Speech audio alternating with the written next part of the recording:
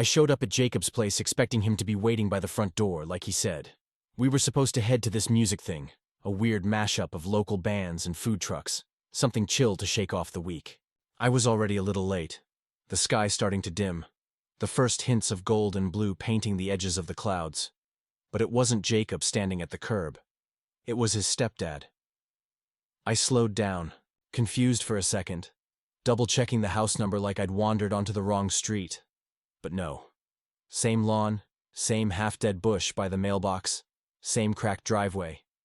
And there he was, leaning against a black SUV, phone in hand. While looking up as my car pulled in, I parked, hesitating. He gave a small nod, the kind you give someone you've met enough times to recognize, but not enough to really know. "Hey," he said, sliding his sunglasses to the top of his head. Jacob bailed. Something came up with Sarah. "I think a fight. You're still going though, right?" I blinked. Yeah, I guess." He smiled slightly. "Well, I already offered to drive. Didn't want you stranded." It felt weird. I hadn't seen him in almost a year. Last I heard, he and Jacob's mom were kind of separated. He used to be this distant, slightly intimidating presence. Always neat, quiet. The guy who cooked fancy food when we stayed over and never really joined in. But now here he was, casually offering a ride like we were old friends. I looked at the SUV, then back at him. Something about the moment felt off-kilter, not bad, just unexpected. "Sure," I said finally, throwing my hands up a little. "Why not?" The car smelled faintly of mint and leather. The inside was clean, almost spotless. He didn't talk right away, just adjusted the music volume down to a low instrumental hum and started driving. It was quiet. I stared out the window, mentally scrolling through conversation starters that all felt too formal. "So, how have you been?" Felt too stiff. "Still cooking weird fish recipes?" Felt rude. I ended up saying nothing. He broke the silence first. "You're still in school, right? Senior year?" "Yeah," I said. "Final semester, trying not to fall apart." He chuckled. I remember that feeling.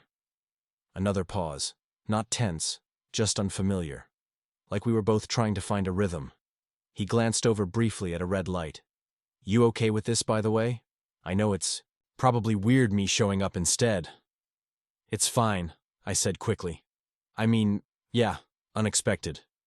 But I don't mind." He nodded, turning the wheel as the light changed. "Good. Just didn't want to leave you hanging." I looked at him then, really looked. His beard was a little more grown out than I remembered. There were some silver strands at his temples that hadn't been there before. But his voice was the same. Calm, low, steady. I didn't know why my chest felt tight. Or why I kept sneaking glances at him between street signs. Maybe it was just the quiet. Maybe it was something else. Either way, he wasn't supposed to be there. But I was suddenly glad he was. The silence didn't last as long as I expected. Somewhere between the third traffic light and the turn onto the main road, he asked what kind of music I was into. I told him, half expecting him to nod politely and not know any of the bands, but he lit up. "No way." "You like the National?" he said, glancing at me with something almost like surprise. "They're on my running playlist." "You run?" I raised an eyebrow. "I always imagined you as more of a yoga in a private studio guy." He laughed, a real one, deep and sudden. "God, no. I hate yoga.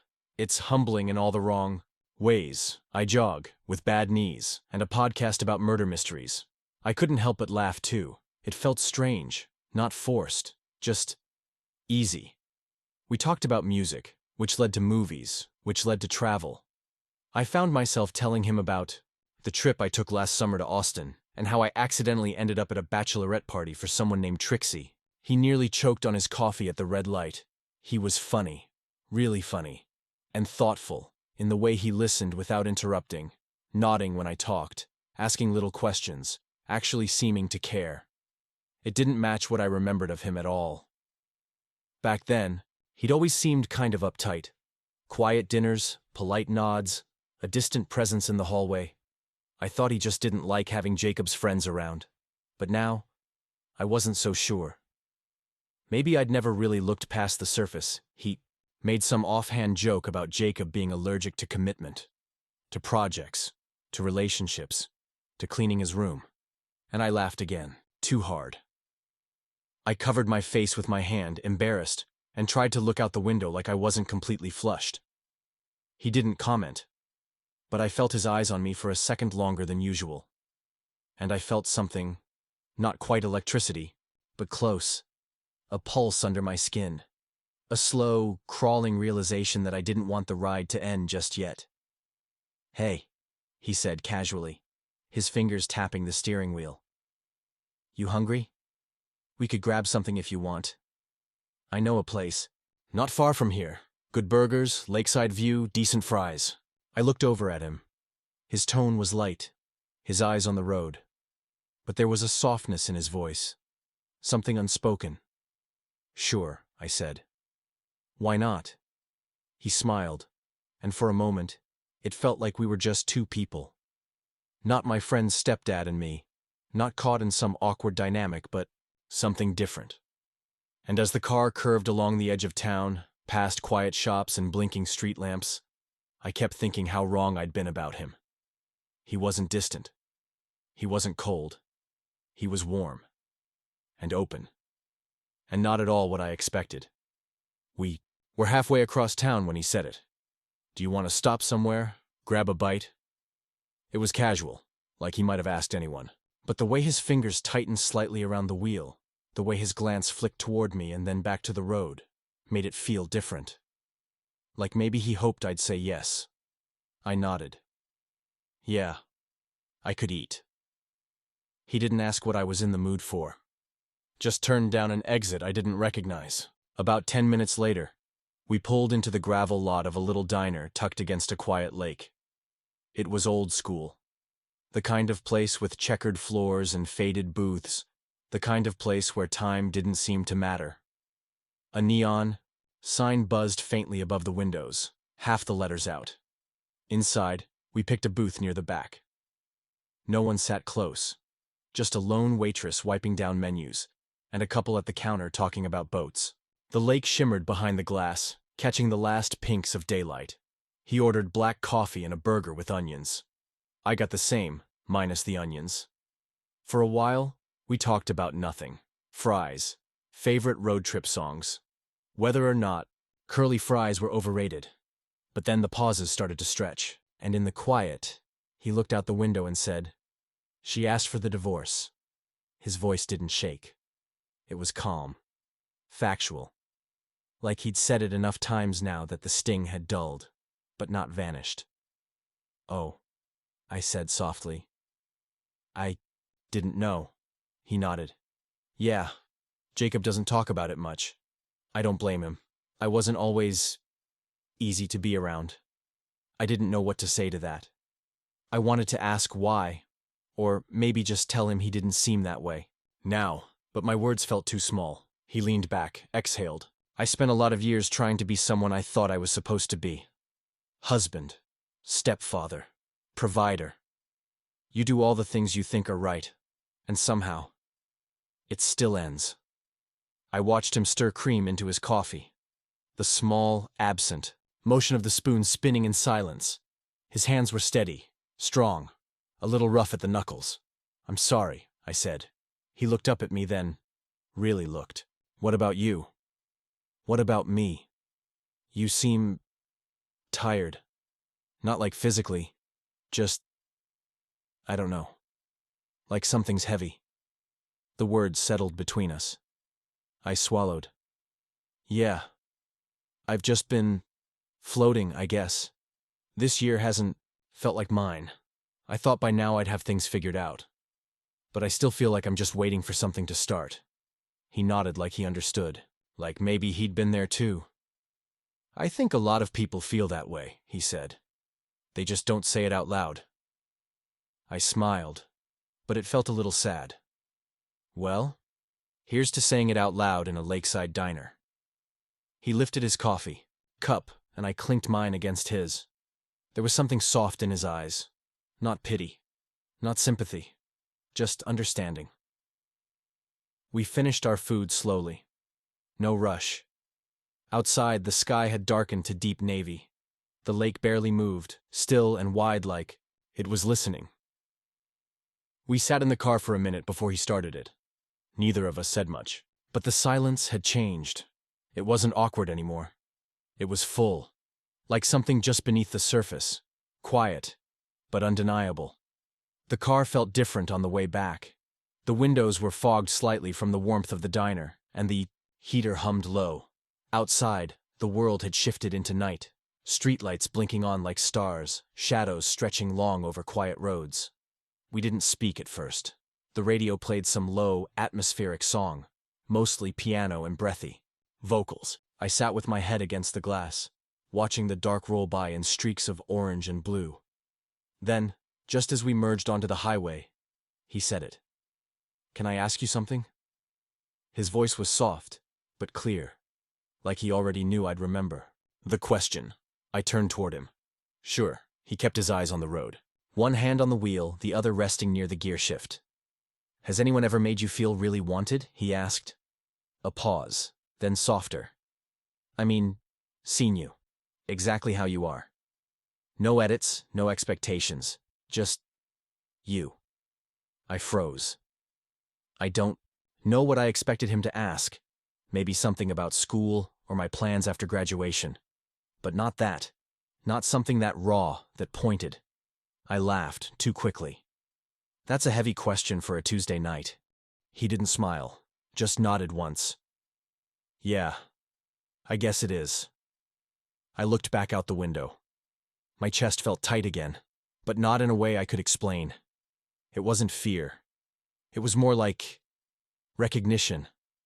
Like a string inside me had been plucked, and I wasn't ready to hear the note it made. I thought about the guys I'd dated, or tried to. The ones who liked my smile but not my silences. The ones who said all the right things but never really stayed.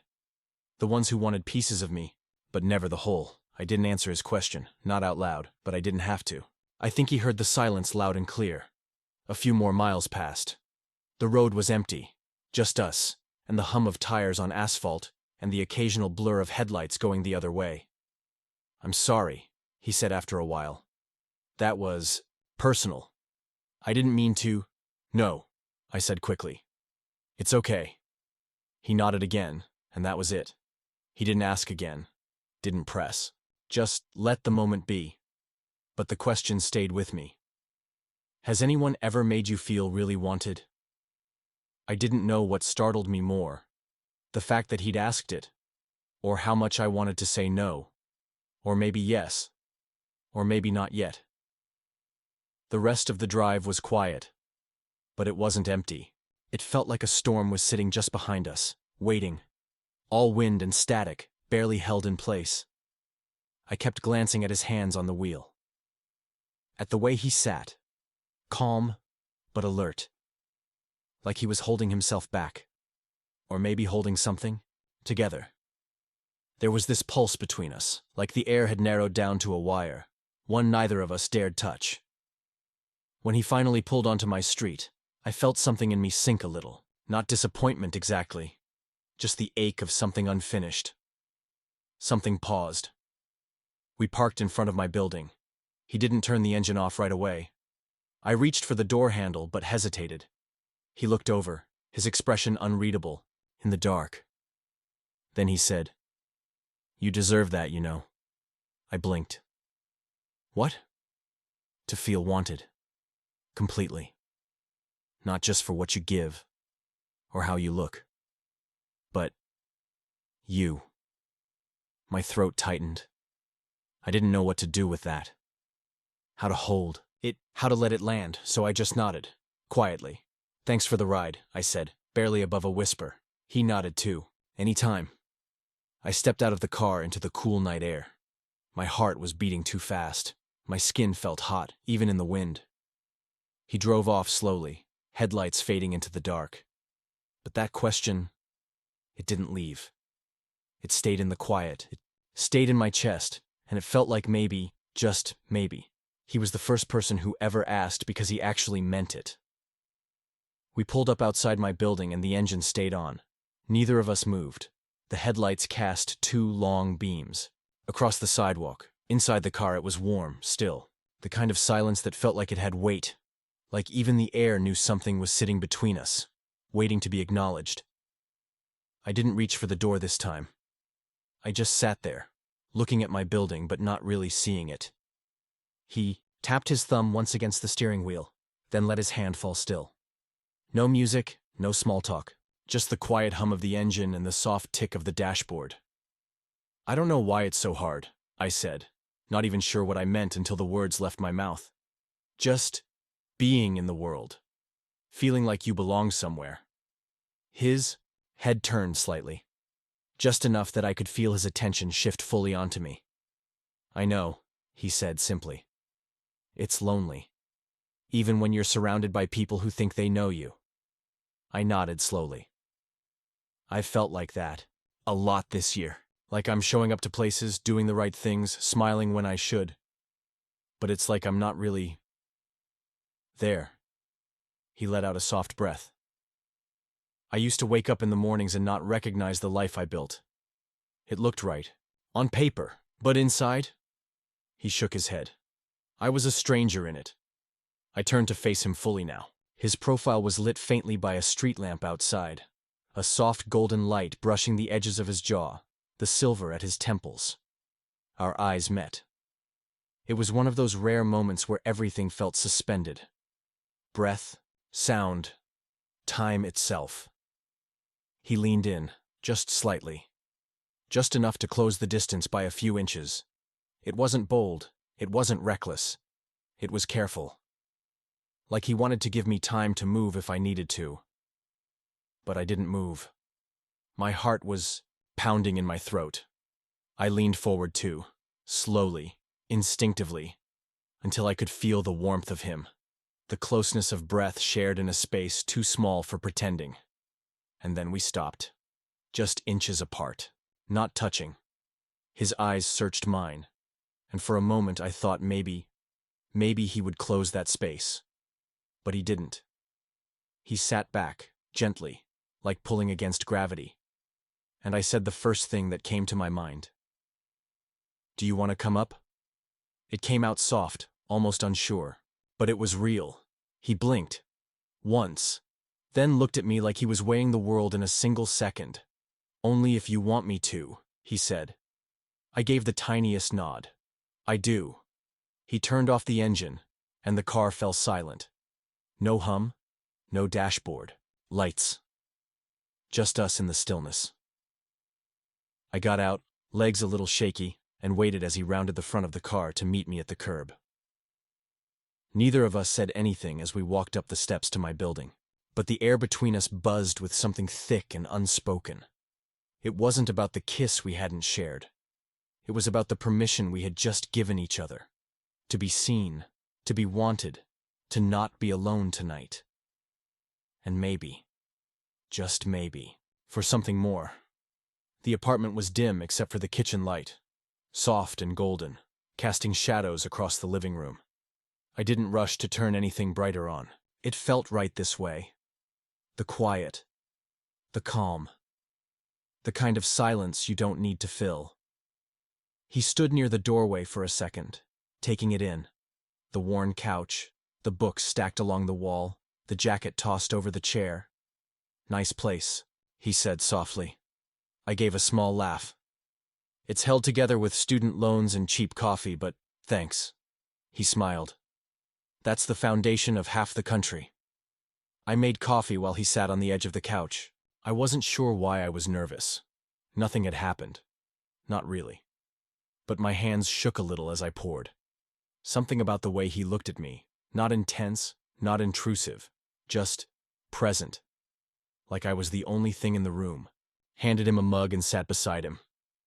Not too close, but not far either. We talked about nothing again. Easy things, dumb stories. The time I burned a grilled cheese so badly it fused to the pan. The time he accidentally wore mismatched shoes to court and didn't notice until someone pointed it out during lunch. We laughed, real laughs, the kind that loosened something in my chest. And then came the silence. It wasn't awkward. It was full. He leaned back, One arm stretched along the back of the couch. His knee brushed mine, just barely. But it stayed there. Warm. Solid. I turned to him. I didn't mean to ask it, not really. But it came out before I could stop myself. "Why'd you ask me that question?" He looked at me, and for a second, I thought he might pretend not to know what I meant. But he didn't. He just tilted, his head slightly like the answer had been waiting this whole time. "Because I see you." That was it. 3 words. No fanfare. No explanation. But they landed like a stone in the center of my chest. No one had ever said that to me before. Not like that. Not with that kind of softness, that kind of certainty. I didn't respond. I couldn't. My throat was too tight. So instead, I just looked at him. Really looked. And he looked back. His hand moved first, resting beside mine on the cushion, not touching. Just there. I shifted, just slightly until our fingers brushed. The contact sent a pulse through me. Small, quiet, undeniable. We sat like that for a moment. Fingers grazing. Breaths shallow. The distance between us shrinking, not by inches, but by something slower, something gentler. And then, he leaned. In. Not fast, not eager. Like he was giving me every second to stop him. But I didn't. I met him halfway. Our lips touched, soft, tentative, like the first drop of rain on a still lake. It wasn't deep, it wasn't hurried, it was just real, warm and fragile and careful. When we pulled apart, we didn't say anything right away. He stayed close, his forehead brushing mine. His hand closed around mine fully now, his thumb resting against my knuckles. I let my eyes fall shut for a second. For the first time in a long time, I didn't feel unseen. I didn't feel like I was waiting. I felt like I had arrived. Morning came softly. The light crept in through the blinds, washing everything in a warm, pale gold. My apartment looked different somehow. Quieter, like it was holding its breath. I was already awake when I heard him stir. He hadn't stayed in my bed. After the kiss, we just sat for a while, holding hands, not talking, not needing to. Eventually, he'd fallen asleep on the couch. I offered the bed, but he waved me off with a tired smile and said he was comfortable. It wasn't awkward, just natural. Like whatever this was didn't need to be rushed to be real. I got up and made coffee again. This time, my hands didn't shake. He came into the kitchen a few minutes later, still barefoot, wearing the same clothes from last night. His hair was a little mussed, and for the first time, he looked more human than composed. "Morning," he said, voice low with sleep. "Hey," I said, handing him a mug. "Hope you like burned toast and slightly suspicious eggs," he smirked. "Sounds like college cuisine. I'm game." We sat at the table, eating quietly. The kind of silence where everything important had already been said, or didn't need to be. There wasn't a script for this. No definition, no title. Just the simple, honest truth that something had shifted between us. Something good. Something neither of us had expected. I picked up my phone at one point and texted Jacob. "Hey, thanks for bailing last night. Tell Sarah I owe her one." He responded with a thumbs up and some joke about dodging the food truck lines. I didn't reply. I just put the phone down and looked across the table. He was sipping his coffee slowly, eyes half-lidded like he was still waking up. The way the morning sun touched his face, the lines near his eyes, the silver in his beard. He looked calm, settled. And I realized something. He wasn't a mystery anymore. He wasn't Jacob's stepdad. He was him. The person who asked the right question when I didn't know I needed it. The person who didn't push when I stayed silent. The person who showed up, literally, when I thought no one would. I felt something stretch open in me, quiet and deep. Not a declaration, not a rush of feelings, just a simple knowing, whatever this was, it mattered. After breakfast, we washed dishes together. He dried, I rinsed. It was domestic in a way that felt too normal, too easy for how new everything still was. But neither of us commented on it. Eventually, he walked to the door, jacket slung over his shoulder. "I should probably head out," he said. I nodded. "Yeah, thanks for, you know, everything." He looked at me, really looked, and said, "This doesn't have to be the end of it." My chest tightened in the best way. "I know," I said. We didn't kiss again. Not then. But he reached out and gave my hand a soft squeeze before stepping into the hallway. I stood by the window after he left, watching his SUV pull away.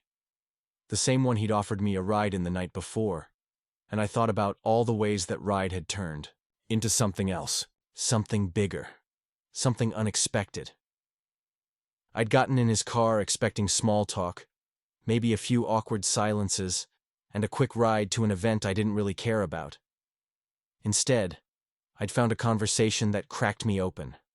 A hand I didn't know I needed to hold, a version of myself I hadn't met yet.